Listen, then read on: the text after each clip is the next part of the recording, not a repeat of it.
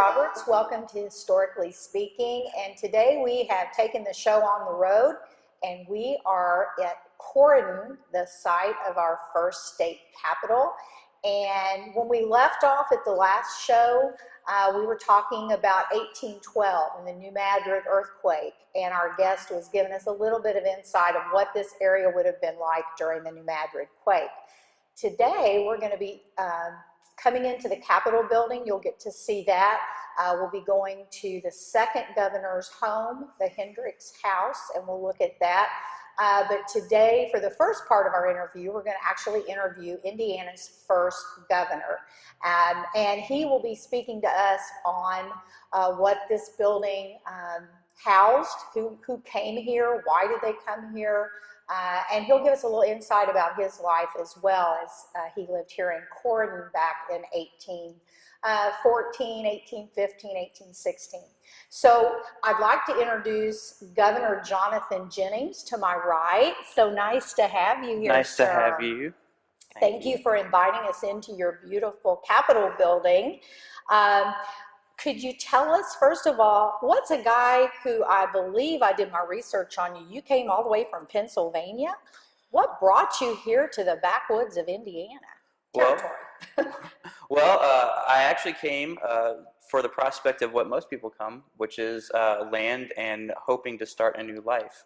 I moved in Indiana territory in the early 1800s, and I moved to Vincennes, Indiana, which was our territorial capital then.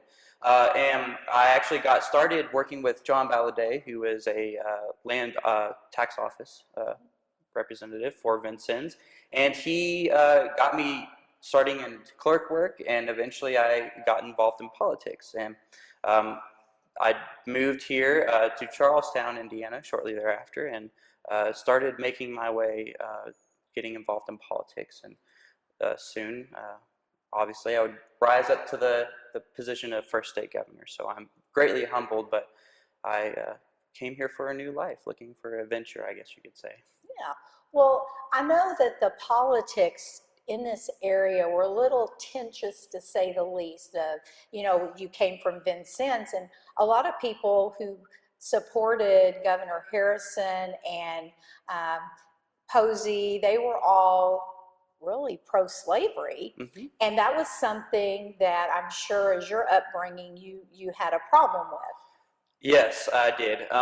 I come from, obviously, a region where slavery is not practiced, and Governor Harrison is from Virginia. That is a staple in those areas, and I tried to actually confront Harrison about his viewpoints and his politics in Vincennes, and unfortunately, things did not work out between us. But around this area in Charlestown, we are highly pro-statehood and anti-slavery. We are against slavery. Some of us, including my constituent William Hendricks, who we will be talking about later, he is a wonderful man, and he is against slavery on more reasons. Some of us are against it because when you start bringing in the institution of slavery, it can negatively impact the farmers who have been here for farming far longer than I have been here in the early 1800s. And you start changing that course, and it can unfortunately affect them in negative ways. So my motto is no slavery in Indiana. We want to keep slavery out for as long as Indiana is in the Union and as long as the United States is in the world. So we will make sure, no matter what, that Indiana will be a free state. Sure.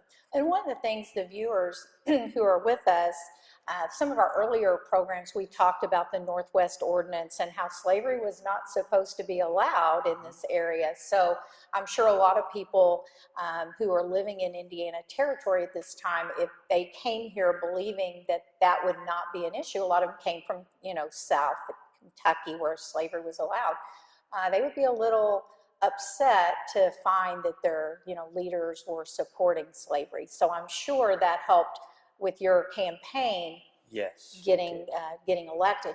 Now, speak to us a little bit about what it was like coming here to Corydon, especially with nothing, and this is where the capital was chosen to be. What were the cities near here that maybe pushed Corydon for being the capital? There were a lot of locations. You have Lanesville, which is nearby, which is a huge support for Corydon. You have a lot of river cities that were actually put on the block before us that were decided to be perfect candidates for capitals. Jeffersonville is a prime example. It is right across the river from Louisville, Kentucky. It is obviously a great place for transportation and income and people who travel. But the primary reason that Corydon would be obviously more perfect than those is that people living here are very passionate about Indiana becoming a state. And a lot of these supports, such as Lanesville and Charlestown, they understand and they're very pro-statehood and want us to succeed in becoming a great state in the Union, and are pushing for not only the success of Corydon, but also for the success of Indiana. Dennis Pennington is a big promoter for us as well. He has lived in Harrison County almost all of his adult life, so he is a huge support in that regard. The maps at the time, do you have something that maybe we could see where the population was during this time that you could kind of school us on? This is actually an 1822 map, so this is right after 6 years after we've become a state. Now, this map is relatively new. As you can see, though, most of the population is located in the south. The reason is because most of the people who have come to Indiana Territory do come from the south. You have a lot of people coming from Virginia. I myself have come from Pennsylvania, as well as Hendricks, but most of these people, including Pennington, come from the south. So as you're migrating, the Native Americans still own all of this area. So we are in the process of getting a lot of land. We've actually acquired some new sections from a treaty, actually 6 treaties called the Treaties of St. Mary's that I have personally had a hand in dealing with. We have acquired what we now call Delaware and Wabash County from the native tribes there. So we are acquiring land from these natives in the hope of slowly moving northward, but most of our population is in the south. And also we have the Ohio River to thank for that as well. A huge mode of transportation, and where a lot of people tend to go because, well, we go towards water. So Corydon is located in the middle of Harrison County. It's a very, very small spot. But we are going from the south to the north, and this is a very, very new map. So. Okay. Thank you for showing us that. Now, you mentioned something that we also have had a couple of shows on, and that was the Indian presence in Indiana. And as far as Corydon during 1814 to the early days before the Capitol was completely finished, did you have many problems with the Indians in the area? Not particularly. Most of the tribes have kind of went north. The Potawatomis are the big people that are the natives that are inhabiting this area, and most of the land has actually been acquired shortly thereafter from the Northwest Ordinance of 1787. Harrison has been signing treaties with native tribes, acquiring a lot of this land. We have the Treaty of Vincennes and so on. So really the native presence hasn't been predominantly in this area, but there are some native tribes around the area, but they're generally peaceful. They're more towards the north. So we haven't had any specific run-in with any natives around here. That's good.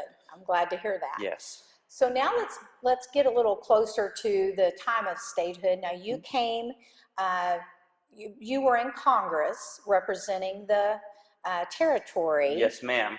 I helped in passing the Enabling Act of 1816. I was a big supporter of that, which is basically Congress allowing us to start doing things to become a state, such as drafting a constitution and getting the same rights, and I was a big supporter of that. I love Indiana. We have a lot of promise here, and I want people to come here and live a prosperous life like I have. So I served in Congress, and after I served there, I've been graciously serving as the first state governor of Indiana. Well, we, as visitors into your beautiful Capitol building here, most of the homes, in the area would not have been this fancy. So several dollars went into building this, I'm sure. Yes, about $3,000 went into this. the man who built this, I've already mentioned, his name is Pennington. This is a very, very lovely structure. Most of the homes around here are lumber. We have an abundance of lumber, though, so it's not uncommon. And obviously, brick is a little bit more expensive. But we are very, very grateful to have this lovely Capitol and courthouse building in the middle of town. Yes. Well, in order for Indiana to even be a state, I don't know if our viewers recognize the job that it took to get all of the wheels turning, but there had to be a census. I mean, we had to have, what, 60,000? Yes, we had to have 60,000 people in order to even begin to qualify for statehood.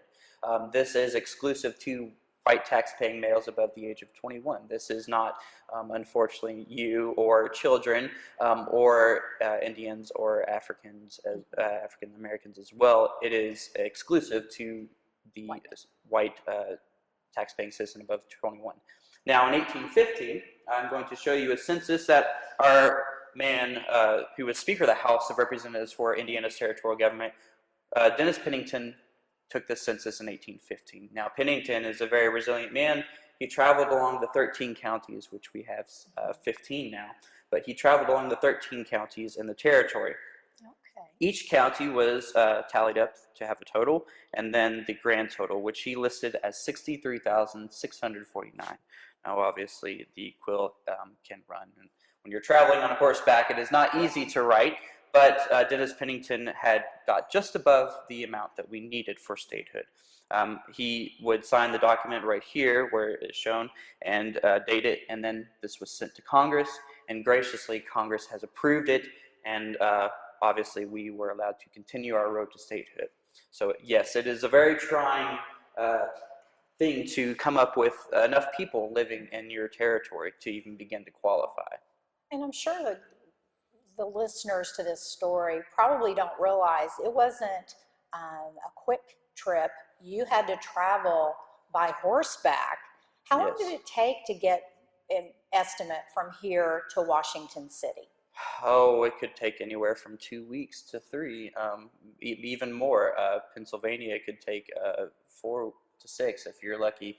So it is quite a long trek. And not everyone is lucky enough to have a horse as well.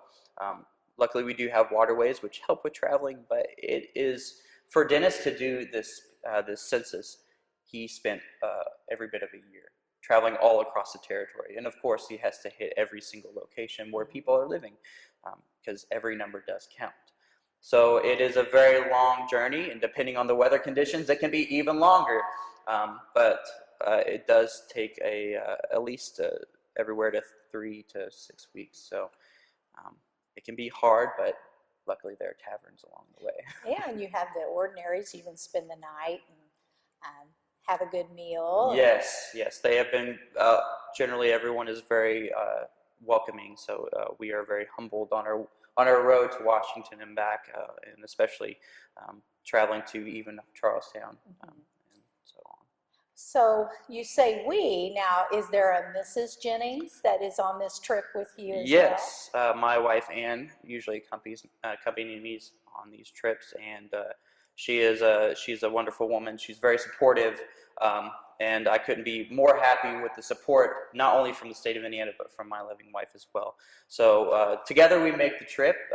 She probably rides the horse more than I do, but of course she is a lady, and not all these roads are well defined. Some of them are deer trail, to be honest with you, but yes, she is a very lovely woman, and I couldn't be more happy for the support that she's given. Well, I've read some things about your wife, is what they, will, for propriety reasons, what she allows to be told, but I believe she also came from Kentucky and had horses in her background. She did, yes, exactly. And she's a huge asset in that regard. She knows horses well, so obviously she can ride them very well, which is a good thing. But she is a amazing woman, and again, I just can't express the gratitude I have for her. So. Well, let me ask you about, since we've talked about your wife and we've talked about the Capitol, now, when you came here, did they have a home for you, or did you have to travel back and forth from Charleston? Originally, I did not have a home here, but my brother-in-law, Dr. Mitchell, actually does have a home. It's on Walnut Street, and he has graciously allowed Ann and I to stay at the home. It's a lovely two-story federal brick building, and it is it's perfect for, obviously, a governor and his wife to live in. So for the years that I'm here, I do not have to actually go to Charlestown. I am actually allowed to stay here, which is very wonderful. Although I do have a farm in Charlestown that I do have to tend, so whenever I'm not in session here, I am allowed to travel. So give us an insight as to how did this statehood come about? With Corydon being closer to the southern part of the state, and we know that there were other people moving into the northern counties, how many people came to set up the government here for statehood? Quite a bit of them, actually. This is the county seat of Harrison County, where we are currently at. So there are a lot of people that are actually already living here, and once the capital was established, of course, people tend to go where the capital is. Unfortunately, I wouldn't acquire the land in the north where Delaware and Wabash County is until about 1818. Shortly thereafter, I would start working on the treaties of St. Mary's. So really, we haven't had that expansion. We have pretty far north, but we haven't acquired all of that. So a lot of people generally stop around this area. Some people do go further north, but a lot of people have lived here. What you see now is exactly how large it is right now as the capital. So we have an abundance of people coming here, and just from your average farmer all the way to the seasoned politician. So we have quite a few characters in this area. And I noticed there was a large tree down over the hill. Is that connected to the Capitol in some way? Well, it is. In June 10th to 29th of 1816, 42 delegates, including myself, I was president of the Constitutional Convention, as we called it. That is where we drafted Indiana's Constitution. Now, unfortunately, this building was not completed, so we did not get to meet in this lovely structure, but we did meet in then the county courthouse, known as the Courthouse on the Hill, which is a one-story log cabin, not very accommodating for 43 of us. We would spend 9, honestly, miserable days in that confined space, and just less than about 300 feet away, we saw this large tree, a tree that we call the Constitutional Elm, because we feel like it is it's a very, very important landmark, maybe. But we met underneath the shade of that large elm tree to finish the rest of our Constitution. I don't know exactly how large this tree is, but it is massive and provided plenty of shade for us in the hot June month. I'm grateful that we had it. Sure. Don't know how we didn't notice it before. Well, I can attest to, we do not have that heat problem today. The Capitol building is lovely, but it is not heated for those of us in a more modern era. So I commend the people who had to work in these conditions, the heat and the cold, because we're just, in our time period, we're just not used to that. So you guys had to put that forward and just get down to the business at hand. Well, whenever you are in this wilderness of an area, you either learn to adapt or you don't adapt at all. And it is not easy living out here, but luckily the people and the support of everyone working together to make Indiana great has made it much easier than it would have been. But it goes for the way of Virginia when when the British had obviously colonized America for the very first time. Our forefathers may have thought the same thing. So it's just one of those things where we learn to adapt, and we do it pretty well, all things considering. Well, I know when I was researching our time period here that eventually you did have a home that was built right on site for you and your wife to entertain guests who would have been coming down the Ohio River to deal with the new governor. What was that like? What was it like having a home that you knew people from back east would be coming to? It was very exciting. It's not only to have a place where people can come, but a place to call your own. And it's a lovely, lovely place. We actually hosted the president, believe it or not, and in 1819 we had President Monroe and General Andrew Jackson actually join us for dinner on their travels through the country. So we're grateful not only to have a place, but also, as you mentioned, a place to host guests, and a guest as prestigious as the president obviously needs a lovely place to stay. So we were definitely happy to have him and welcome him into our lovely home. What an honor. One of the things that I noticed in the news account of President Monroe coming were all the townspeople, all, 3,000 went to the ferry to watch him get off the ferry? Yes. We have a lot of taverns around here too, and actually a lot of them reached out to and wanted the president to join them. But unfortunately, they were behind schedule, as they mentioned to us, which is why they did not stay long in our lovely town. But they were welcomed by not only the townspeople, but everyone who heard about it. They soon found out that the president was passing through and wanted to catch a glimpse, because it's the president, obviously. He's a very special man, and our town is more than grateful to have his presence be graced here. So. And what a time to be living in Indiana, the era of good feelings. Our country was doing well, and in the relation with the other countries of the world, and then a new state. That must have really been a feather in your cap to have this. It is. It's definitely exciting to see what this state has become. And I hope that future generations can enjoy the prosperity that we have had. It's not all me, it's not all one person, it is all of us together to come to make not only this state but this country a great place to live. And I hope that future peoples will realize the promise and the importance of Indiana and the things that it can bring to our table as a country. Sure. And now that the war is over and we're seeing more people coming into the territory, what can you tell us specifically about your time here in Corydon, as far as what types of things did you see happen in the state, and more importantly in the United States, during your time period as governor? Well, I saw a lot of growth. As you mentioned, after the war was over, we were relieved, I guess you could say, and a lot of people started migrating up here. And it's not just in Indiana. They're going to now Illinois, and they're going to Ohio, and they're going more and more places that we have never been able to explore before. And Corydon has grown exponentially in the amount of time that I've been here. It's amazing to see how the town has developed.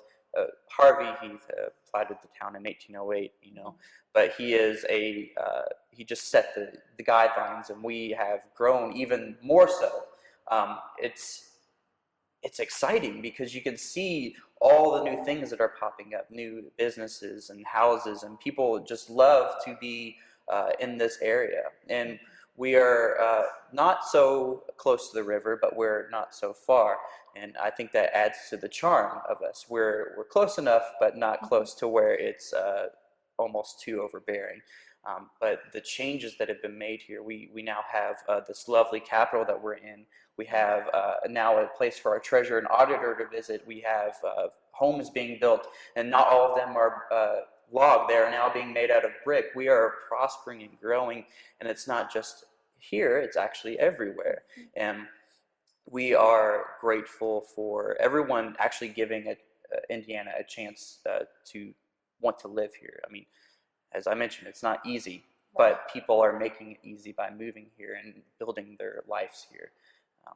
I know it's, from personal experience, it is not easy giving up everything in your home and leaving your family behind to travel somewhere new. But I convinced my brother-in-law and my sister to move here. So with some persuasion, people can move, and that helps this area grow and prosper.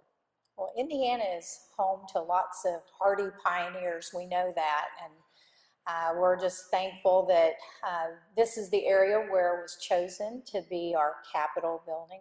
I grew up not very far from here, so Really? yeah, it's just right down the road. So I feel very fortunate that this is in my backyard, growing up.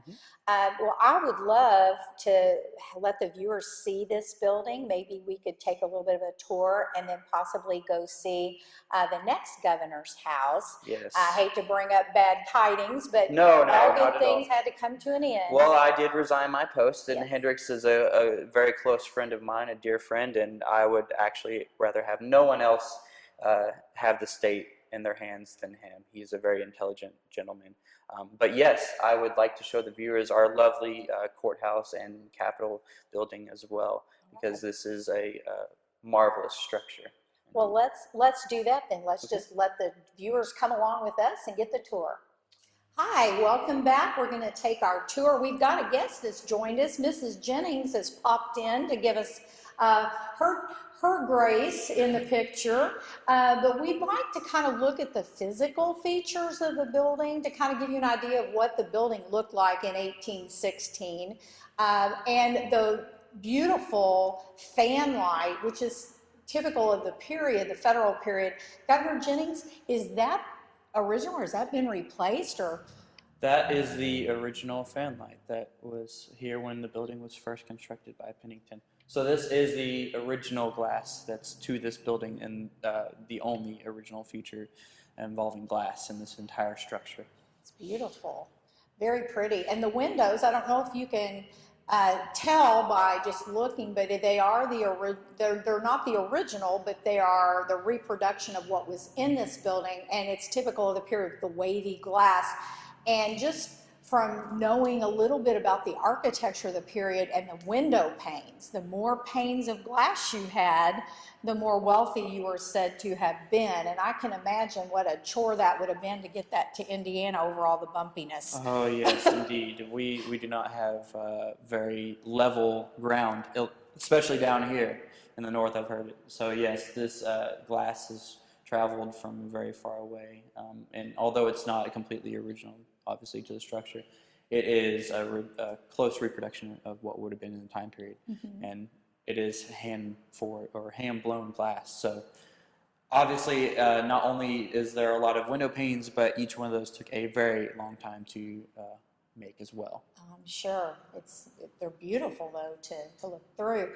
And then when we look at the floor, those of us who love period architecture, can you speak to what this is on the floor? It's beautiful. This is called flagstone, which generally this type of stone is the stone that lays on the bottom of creeks.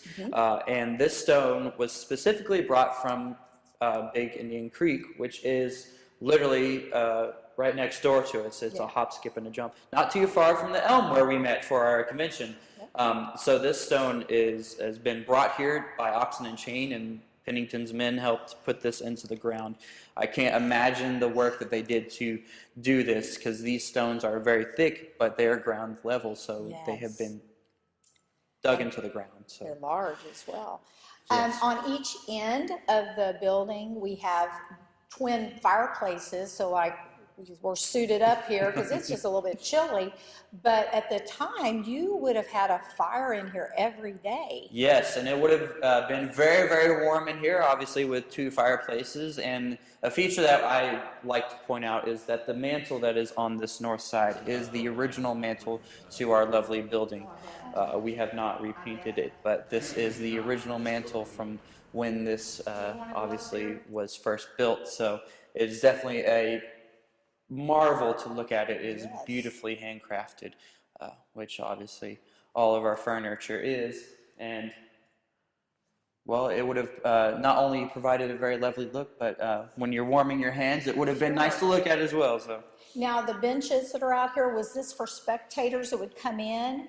Actually, originally there was no seating, but there would have been seating in the back row exclusively for elderly or disabled people. The common folk would have stood here in what we call this area the gallery. So they would have actually stood and spectated the things that were going on here. These are not from this time period. They are brought in. They're actually church pews. That's what I thought. Now, if we kind of pan to this behind us, the color of the paint is really pretty for a courthouse or a Capitol building. What do you know about the colors? This is called Prussian blue. This is a very, very common color for our era. This is also a very, it's a cheaper pigment than most, but it also helps brighten up the space because, well, candles can only do so much for you here. So we want to brighten up any space as much as possible, especially during the day. And today it's a kind of an overcast day. It is obviously winter, so that's to be expected, but it does help brighten the area. It's a very lovely color, and it adds a lot of character to the building. Sure. Well, now let's look up here at the front of the building. This is the actual courthouse. Is this where the court proceedings would have been later, or is it just for the government?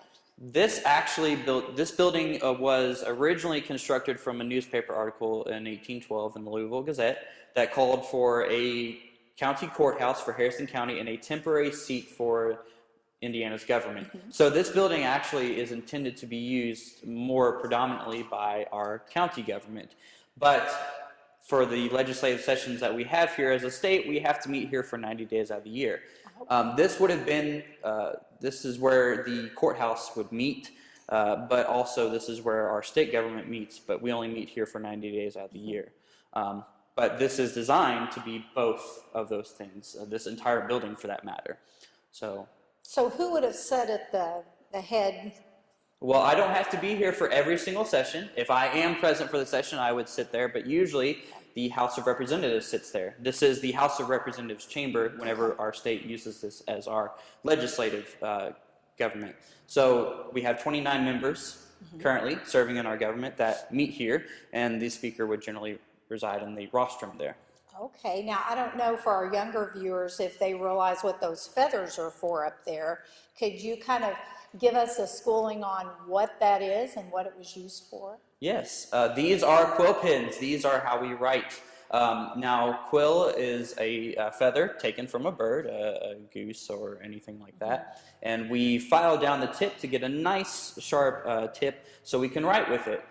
It is a very lovely utensil, and although I've heard that you all have modern things that make life easier, this is a very efficient way to write, and we can also create lovely, lovely handwriting because the ink can dry very slow, and so you want to write very fast in order to make sure you don't smudge while you're writing.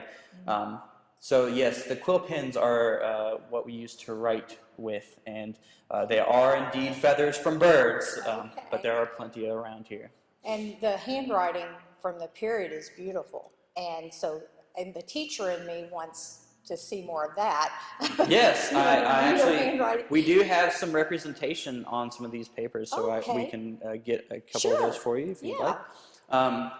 In fact, we do have some letters here that are specifically addressed to me, and that is an envelope to the letter. Now, I see it's got what do they seal with?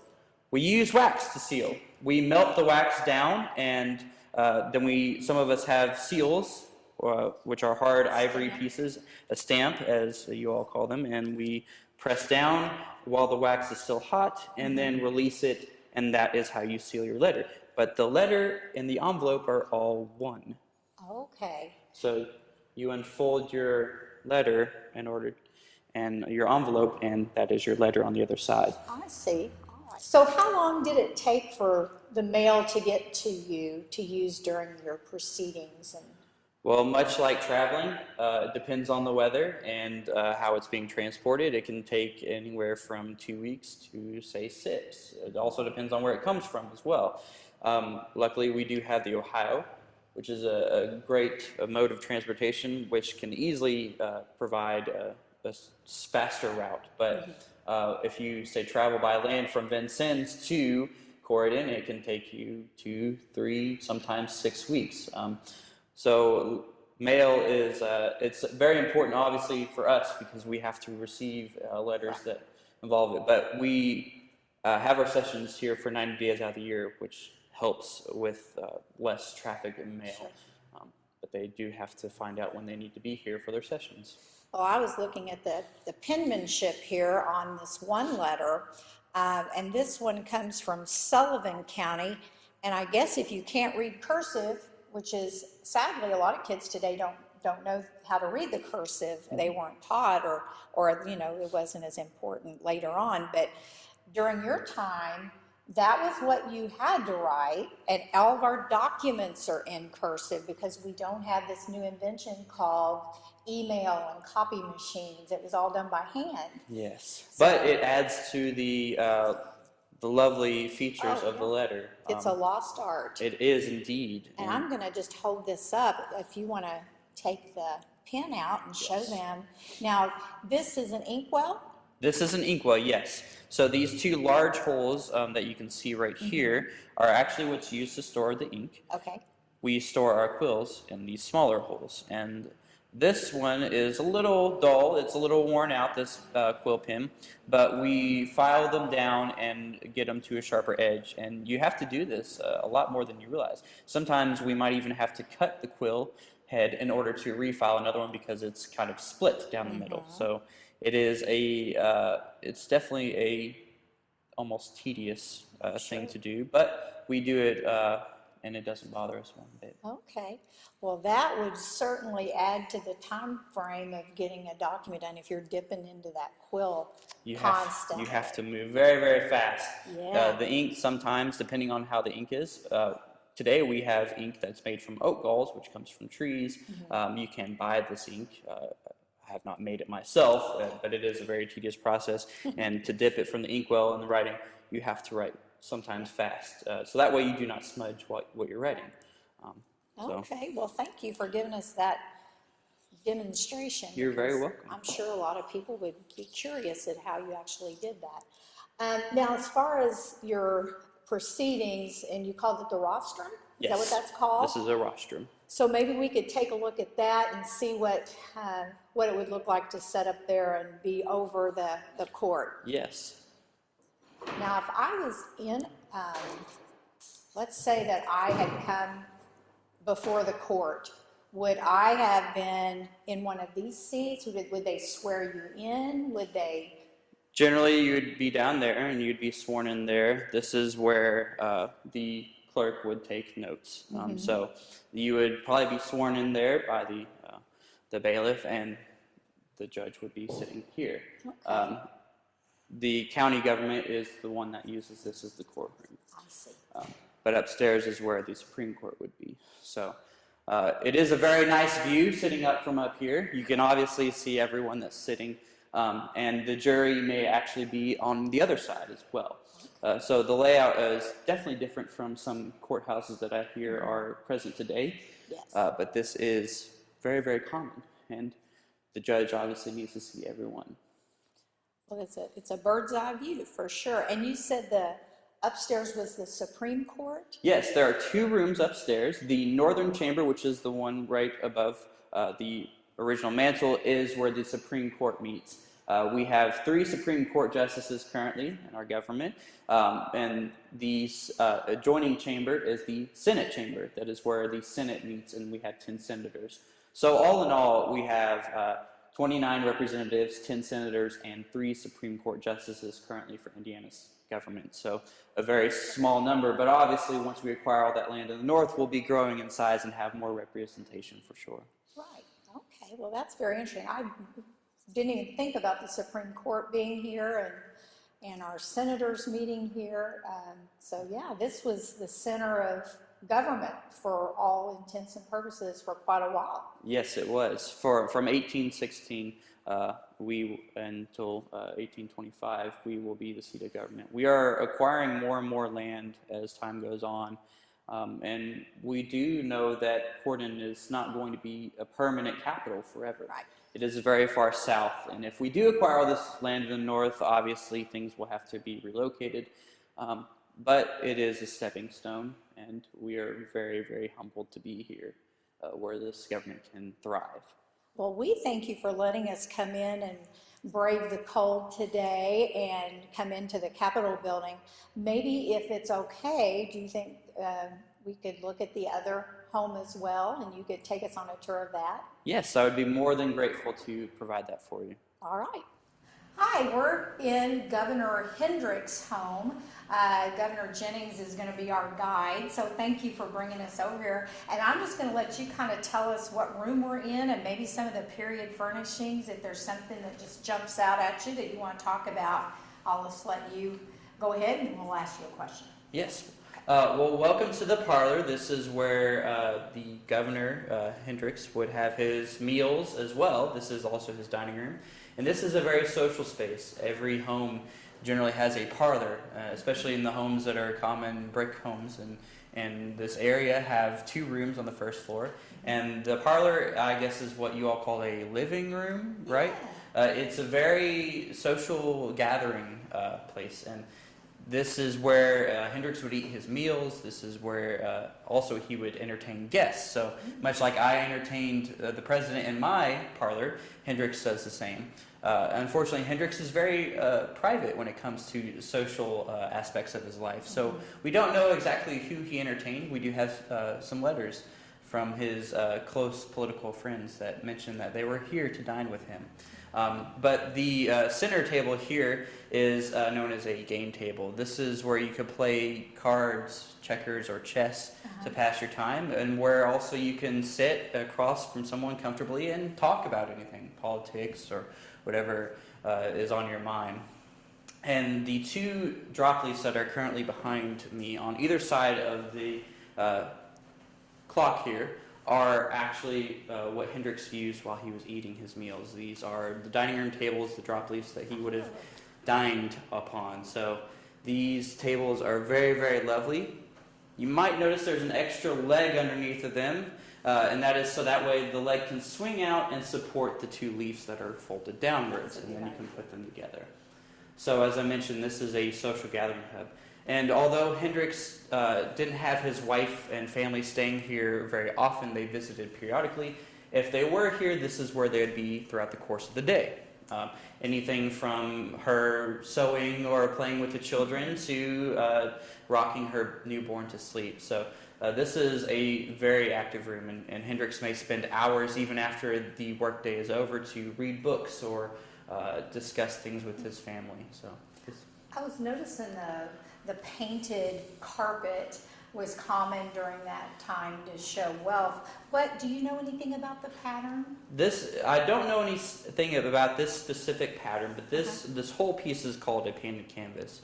Now this is a canvas that it could be cotton or something, and we take it and we paint it and coat it with a shellac type of material to give it this nice clean coating, and this helps protect our wood floor. Sure. If you are using this room, much like Hendricks did for dining, well, wine does have a tendency to stain wood, so this keeps that from happening. And I don't know about any children who are listening or any of our viewers, but I myself am a messy eater. Anne has gotten on me more than once about making a mess. So this helps do that. As I said, I don't know anything about this specific pattern, but patterns could be anything from something like this, very simple, to elegant checkered patterns that have almost they look like they're rising above the floor. It's very interesting to see all the different designs that people come up with. It almost looks like pine cones or something on the floor, yes, or some kind of broadleaf or like an oak leaf or something, pin oak or something. I don't know, but it's really pretty, and it just adds to the room. It makes it look a little more wealthy. Yes, and the red and yellow complement each other very well. Yeah, it's a beautiful room. So this is the parlor. Yes. So what room do you want to show us next? Well, we can step into where Governor Hendricks conducted most of his business, because this is a headquarters, not a home that he lived in, he lived in but he didn't have it built for himself as a residence. So we'll step into the office next. Let me ask you real quick about the door facing. Is that something different? I mean, it looks like it's recessed more than just a piece of wood. Like, is that common? I never noticed that. Well, the home has been through some modifications, but the structure has been restored to what it is period-wise. So this can be very common in this area.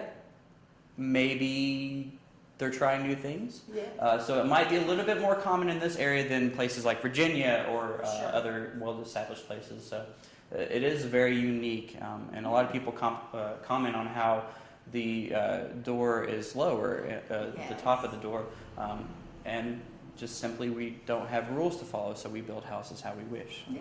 Well, it's really neat. Thank you. Thank you. Well, I'll follow you. All right. Well, now we're in the office area, and there's some things in here that are original, so I'm just going to let you talk, and we'll kind of jump in when we have a question. All right. Well, this is the original flooring to start off with. This is the only original wood floor in this entire structure from when this building was built in 1817 by Davis Floyd.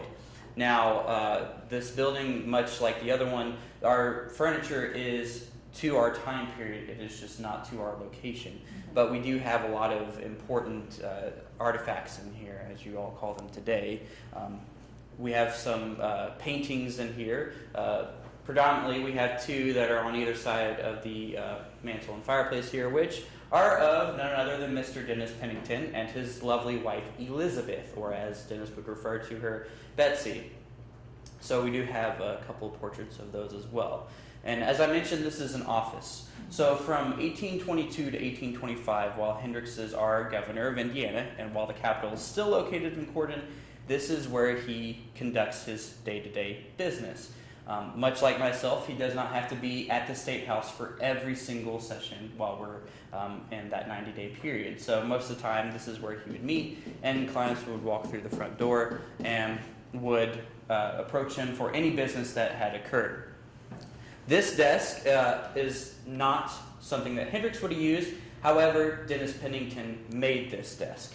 But this is very similar to something that Hendricks would have possibly used while he is conducting business. And you can see we have some papers here that Hendricks had wrote as his time as governor.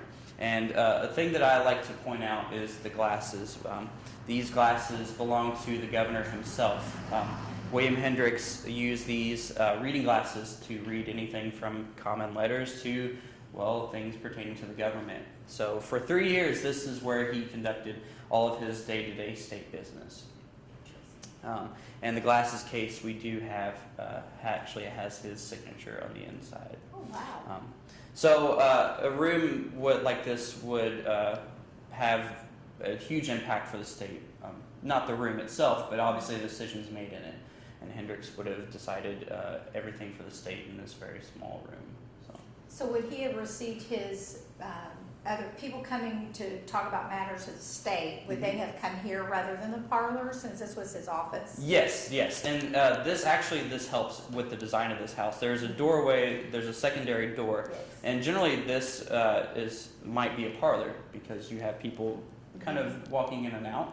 And so he turned this space into an office. His wife, Ann Paul Hendricks, and his 3 children did not stay here. They actually have a home and farm in Madison, over 100 acres. And to travel from Madison to here is a day at least. So they did not stay here, but if they are staying here, this is a very private chamber for people to meet. And if there are people who are possibly waiting in line to see Hendricks, they could wait in the parlor. That way this is more secluded and more personal. Okay. I noticed in the Capitol building and also in here, I think there's 2, are the writing desks. Are those used primarily because they're easy to move, or is this just something the ladies would have used? Or Well, these are traveling desks, and this one specifically is actually mine. I brought this with me from Pennsylvania. This writing desk is the very writing desk that we drafted and wrote our Constitution on underneath the shade of that elm tree. Wow. So these are very small, they're compact, they're easy to take with us, and Hendrix may use this if he's out in the field or out somewhere else. So a desk like this is more permanent, obviously, but these could be used by just about anyone, myself included, obviously, because this is mine. And the inside of the desk just kind of folds down like this, and there are two arms on either side that help support it. Sure. So it does that. You got a little desk or little drawers for your personal correspondence and Yes. things like that. Did it come with its own little inkwell, or did you have to? These two things on either side are actually inkwells, believe it or Well, not, and these caps can be removed. Just handy dandy right there. Very, very efficient, very Yeah. fancy. It is one of my most prized possessions, so I take very good care of it. I'm sure. That's very nice.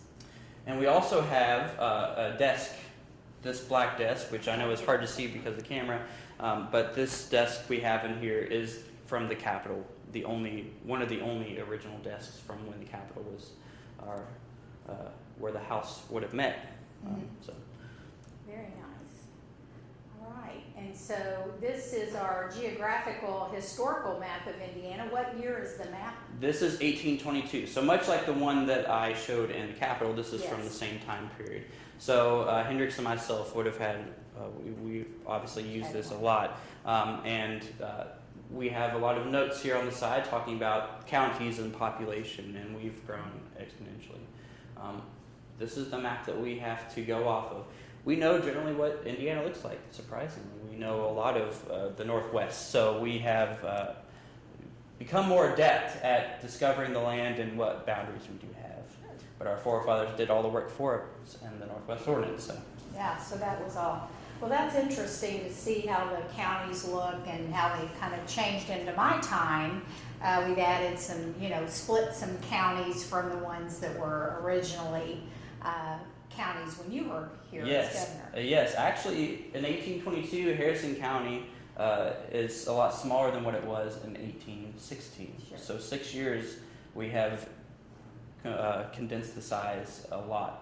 And that's because more people are populating these counties, and we have to adjust according to the county seat and to accommodate everyone. So it is an evolution of a process. So.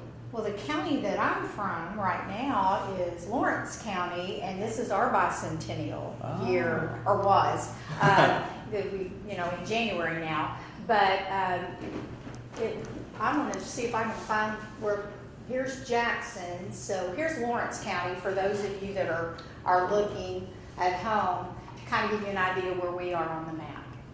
Well, we have enjoyed our tour of the Capitol and the Hendrix House, and thank you so much for being so gracious, taking us along on this cold day. And my guest today has been Denver Bays, who portrays Governor Jennings, and we just want to thank you for dressing up and coming out on this cold day and getting with our viewers. You're very welcome. I enjoyed it, believe it or not. These clothes are surprisingly warm in the cold. Yes. So. Well, if you're interested in coming to Corydon, to the Capitol, and getting the experience yourself, can you tell viewers when they can come and visit? Yes, the Corydon Capitol State Historic Site is open from Tuesday through Sunday. That's 10 a.m. to 5 p.m. Our tours are at the top of every hour, so that will be from 10 to 4 are when tours run, and they're about 45 minutes. And if you all want to know pricing, we have a Facebook page as well as a website. You can see us on Facebook, so come and visit us. We love to give tours. We enjoy what we do, and we look forward to teaching you all everything that we know. All right. And if you're into the paranormal, I hear you have a ghost tour. Yes, as well. Haunted Happenings Tour, which is usually the last weekend of October.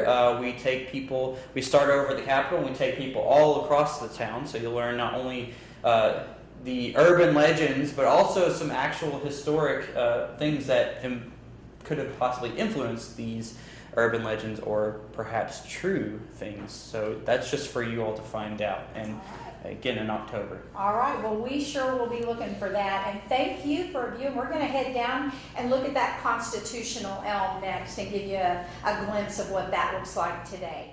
Hi, we're down here at the Constitutional Elms behind me. This is where Governor Jennings and the other 42 delegates would have come on those 12 or so days during 1816, the month of June, when it was hotter than all get out.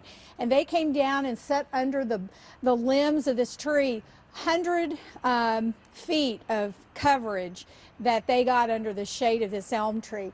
What's left of it? Dutch elm disease, which took out a lot of our elm trees, took out this tree as well. So you're seeing what's left, which is a stump basically, but it is the original tree that was here in 1816. It's another reason to come down, get a piece of history into your camera on your phone, and visit Corydon. Also, Corydon is known for a battle, the only battle Indiana can claim during the Civil War. During July, the same time as the Battle of Gettysburg, this town saw Morgan's raiders come through in 1863. The town militia came out, and some of Morgan's raiders are actually buried here, Confederate soldiers in Corydon. So come down, take a look at the town, visit Zimmerman's glass blowing shop. There's lots of things for you to see in Corydon. Stop down and eat on the square, and just have a really good experience of what Indiana was like at the beginning of our state in 1816. I hope you've enjoyed today's show. I'm your host, Lori Roberts, and the next show we're going to be talking about the massacre at Fall Creek. So I hope you'll join us, and again, thanks to Denver Bays for being our guest today. Thank you.